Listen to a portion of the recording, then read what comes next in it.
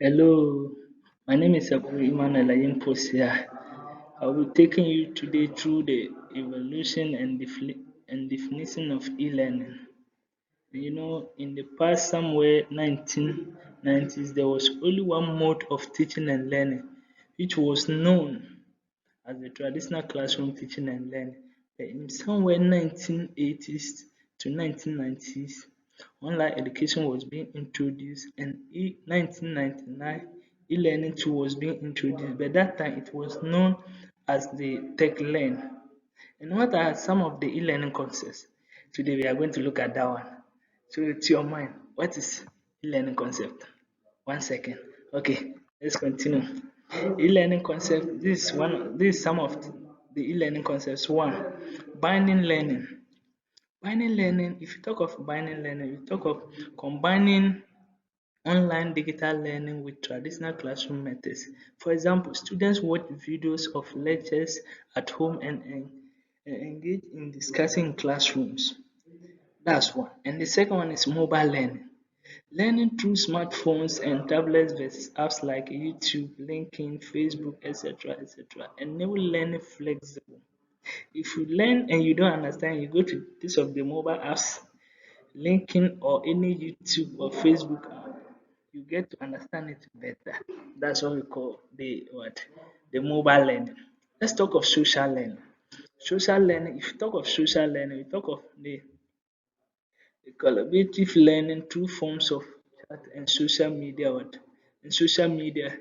It encourages peer-to-peer discussion and knowledge sharing.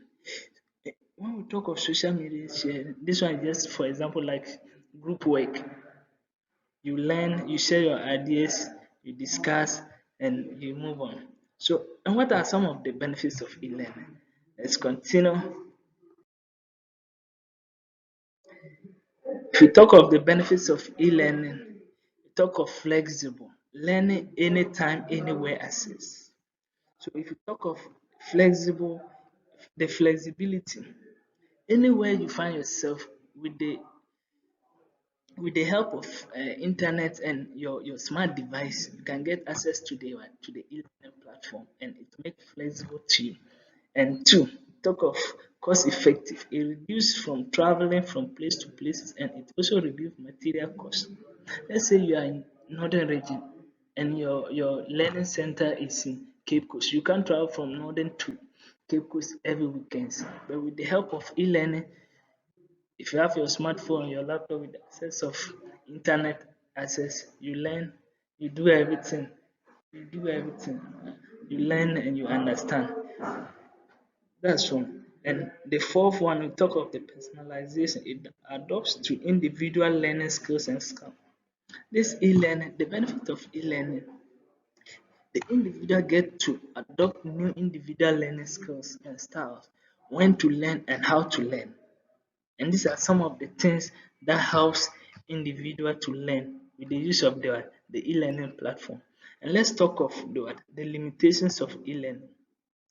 One, students need internet connection and smart devices like smartphone, laptops to be able to get access to the e-learning platform. So if you talk of this one, without the help of internet or this thing, how can you get access to the e-learning platform? But here, we say that these are some of the limitations to the e-learning platform. Two, assessment challenges. Online exams, quizzes, and assessment can raise concern about cheating and make to become difficult and harder for the lecturer or the teacher to mark. So this one, if you talk of making it accessible challenge, it's true, because if you do e-learning and you are going to write the exams online, I hope if it was to be me, how will you do?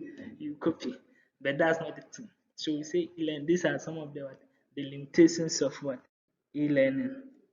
Yeah. Okay. Let's go further. Digital. When we talk of digital, prolonging screen time causes what burnout, and it also reduces the concentration and encouragement of the student over time. If you keep if you keep on learning on e-learning, let's say on internet, and you put your phone there for longer periods of time, you see your phone will become hot. Yes, that's what we call the burnout. And also it reduces the concentration.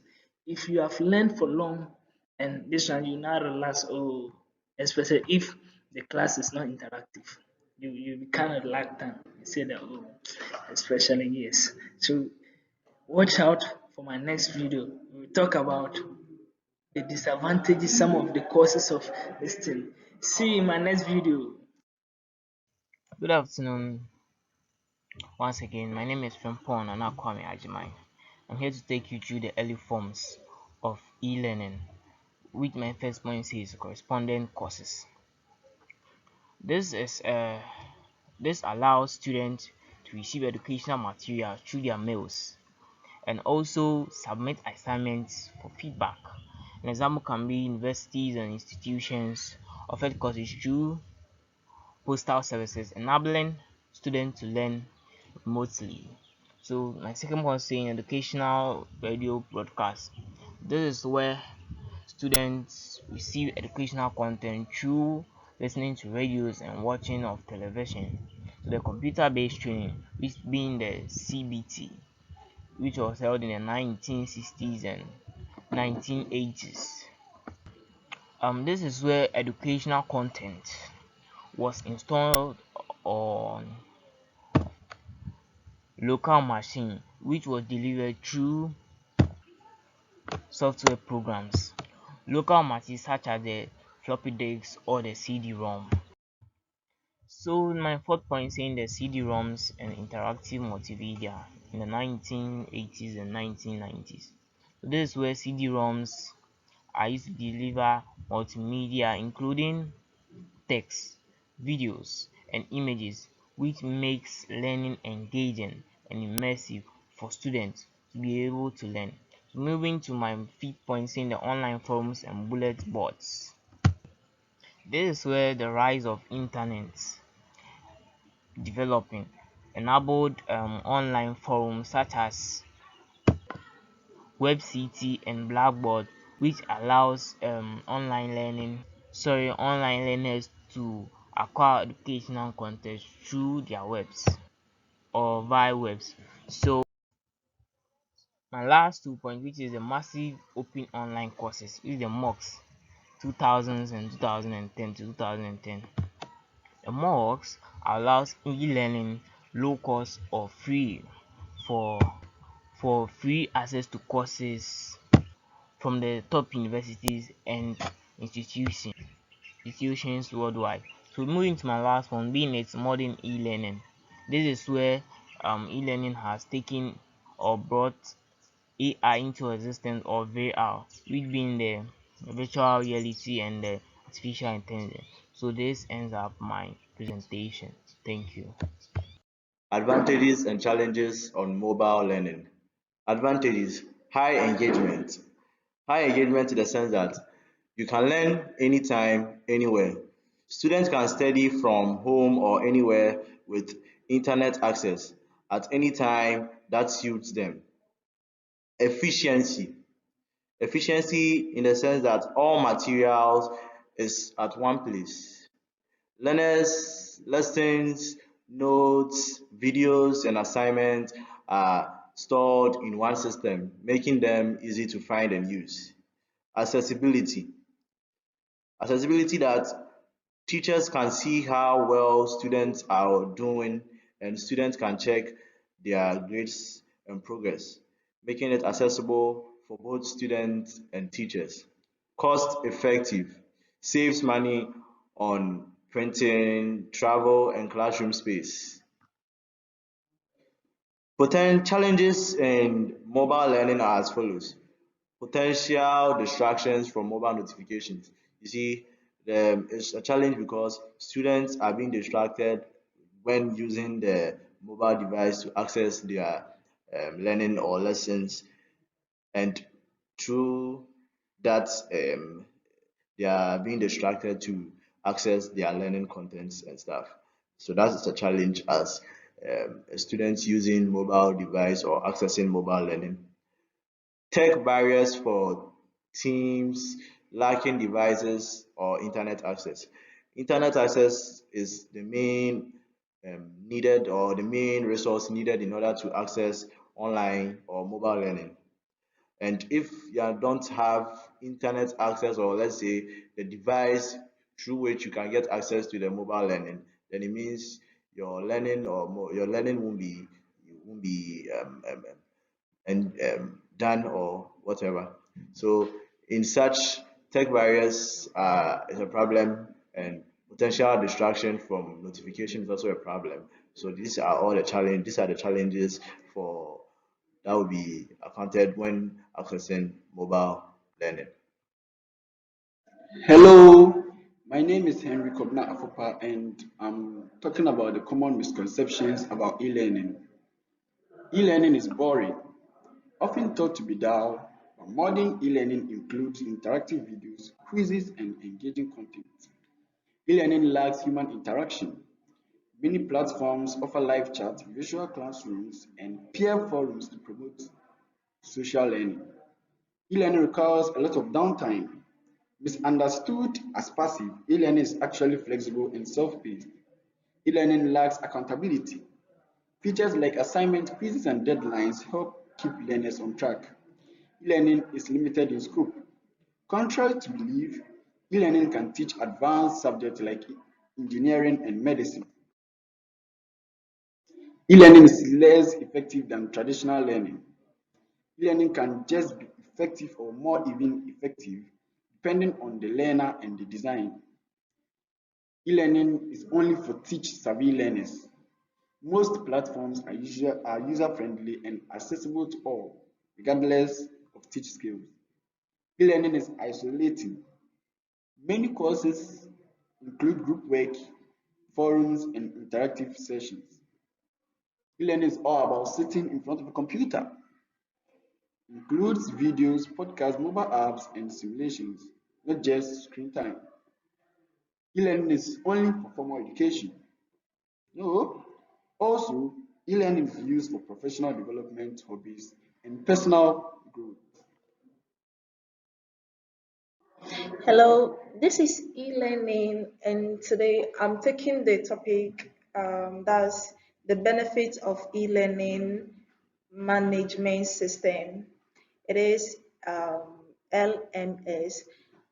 I hope everybody knows what LMS is. And then I'm going to talk about the benefit. One is learn anytime, anywhere, study from any location with internet access. And then the two is all materials in one place, easy access to lessons, videos, and assignments, and we have the track progress. Teachers and students can monitor performances. So when you're using the LMS, it's easy for teachers, especially, to monitor a student performances, and students who can learn anywhere. It's very easy and convenient. Students have easy access to whatever material that they wish to study, and I have the cost effective, saves money on printing, travel, and space. And then we have fun and interactive. Actually, e-learning is very interactive as it helps the students to engage in all forms of socialization. It helps actually. Yeah. And then we have the challenges of e-learning management system. One is setup cost and training, high starting cost and learning curve is very costly. You have the need reliable internet. Can be difficult in areas with poor connection. Yeah, when you don't having good connection at your area, it's very difficult for you to set up an e-learning. Yeah, and then less face-to-face interaction may reduce personal engagement and motivation. Many students, when doing e-learning studies, students normally finds it difficult, like not that difficult, but they take it, they feel so reluctant, they relax, they take the course so for granted, which is not supposed to be so. So this is the e-learning, challenges of e-learning management system, and the benefits as well. Thank you so much. I hope you enjoyed it. Stop. I click on stop. Can you do that? Are you sure?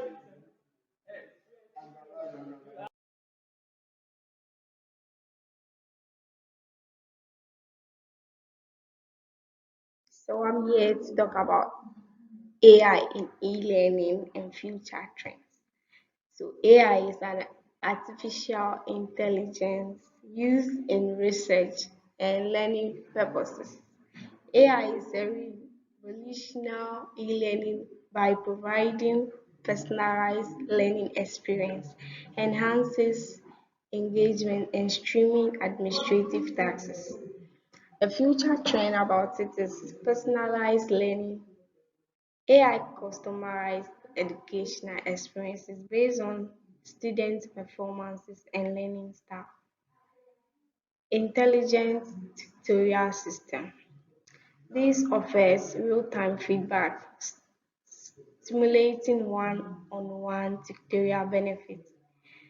And the second point is natural language processing, simply NLP. It enhances interactive true voice or text interface. The fourth point is predictive analysis. These identify at-risk learners for timely interventions. The fifth point is gamification and VR, which is this elevates learning experiences, making education immersive and engaging. So yeah, the AI, it's not only about the student. It deals worldwide. It is used in research purposes, create adaptive learning, but that cater to each student's unique needs, allowing them to learn at their own pace. So we move to the benefits and challenges of AI in e-learning and future trends. The benefits, some benefits are personal.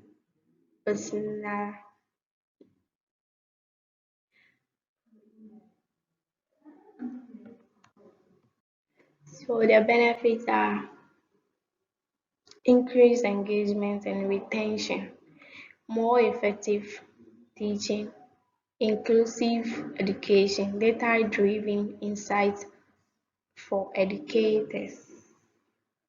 So we have the challenges that are data privacy, concerns over the security of student data, implication costs. This explains high costs of associated with developing AI technologies based in algorithm ways of algorithm basis impacting fairness in educational outcomes.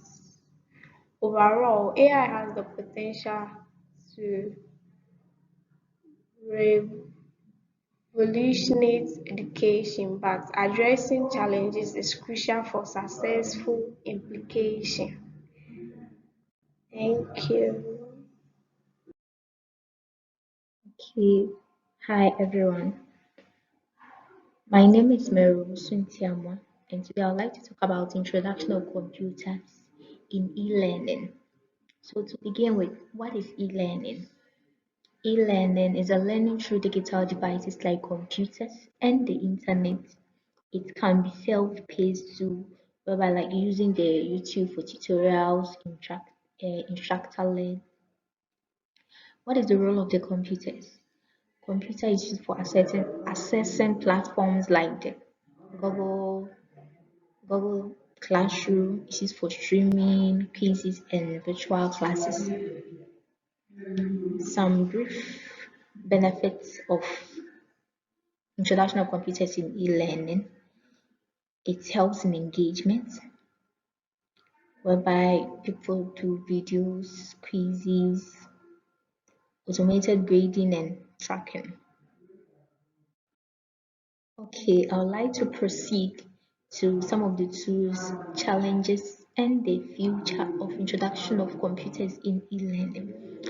Some common tools, we have the Zoom, the Google Meet, the Canvas, the Blackboard. We have a lot. So moving on to some of the challenges: unequal access to tech, and secondly, tech issues and low digital literacy. Thirdly, lack of social interaction in online learning. What are some of the future trends? We have the gamification, like making learning engaging and fun. And we have this AI, that is the personalized learning part. We have a lot. Thank you. Good afternoon. My name is Sarah, offering Bachelor of Arts in Education. This afternoon, I will be talking about Web 2.0 and social learning. Talking about Web 2.0, Web 2.0 is a second generation of the internet. It focuses on interaction, collaborative, and user generation content. Examples of the Web 2.0 are social media platform, example Facebook, Twitter, Instagram. We share ideas, links, videos, discussion of topics in group or trend on social media. Two, blog and microblog, example WordPress. Mm, we write and share articles, stories, or reflection on blogs and microblogs. Wikis. Talking about wikis, it collaborates editing of articles or knowledge and sharing projects.